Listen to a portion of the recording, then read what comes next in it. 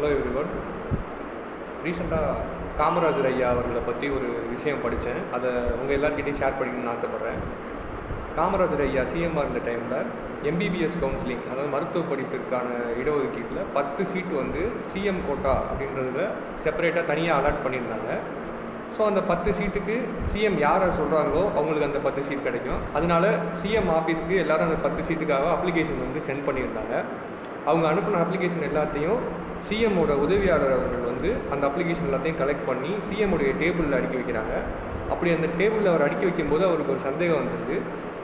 CM வந்து இப்போ காமராஜர் ஐயா வந்து எந்த அடிப்படையில் இந்த 10 பேரை செலக்ட் பண்ண போகிறாரு? அவரோட கட்சிக்காரங்களுக்கு 10 இடத்த கொடுக்க போகிறாரா, இல்லை அவரோட ஊர்க்காரங்களுக்கு முன்னுரிமை கொடுக்க போகிறாரா, இல்லை அவர் சொந்தக்காரங்களுக்கு முன்னுரிமை அளிக்க போகிறாரா அப்படின்ற ஒரு சந்தேகம் வந்துடுது. அவரோட டேபிளில் இந்த 10 அப்ளிகேஷனையும் அவர் அடுக்கி வைக்கிறாரு. அடுக்கி வச்சுட்டு காமராஜர் ஐயா வந்து எந்த அடிப்படையில் இதை எடுக்கிறாருன்றதை வச்சு அவர் எந்த மாதிரியான மனிதர் அப்படின்றத இதை வச்சு நம்ம தெரிஞ்சுக்கலாம் அப்படின்னு ஒரு மனசில் நினைக்கிறாரு.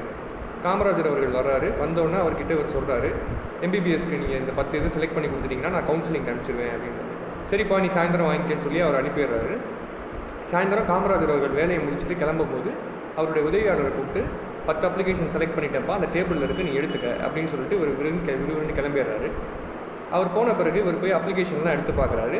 இவருக்கு ஒரு பெரிய ஆச்சரியமாக இருக்குது. அவர் நினச்ச மாதிரி எந்த ஒரு அடிப்படையிலையும் அந்த 10 அப்ளிகேஷனில் ஒருத்தர் கூடயும் இல்லை.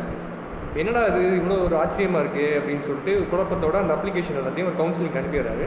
அடுத்த நாள் காமராஜர் அவர்கிட்ட அவர் கேட்குறாரு, எந்த அடிப்படையில் நீங்கள் அந்த 10 பேரை செலக்ட் பண்ணீங்கன்னு தெரிஞ்சுக்கலாமா அப்படின்னு கேட்குறாரு. அது காமராஜர் அவர்கள் சிரிச்சுக்கிட்டே பதில் சொல்கிறாரு, இல்லை நீ கொடுத்த அப்ளிகேஷன் எல்லாத்தையும் பார்த்தேன், அதில் பெற்றோர் கையொப்பம், அதாவது பேரண்ட் சிக்னேச்சர் அப்படின்ற இடத்துல எந்த அப்ளிகேஷன் எல்லாம் கையெழுத்துக்கு பதிலாக கை நாட்டு இருந்துச்சோ அந்த அப்ளிகேஷன் தான் நான் செலக்ட் பண்ணேன்.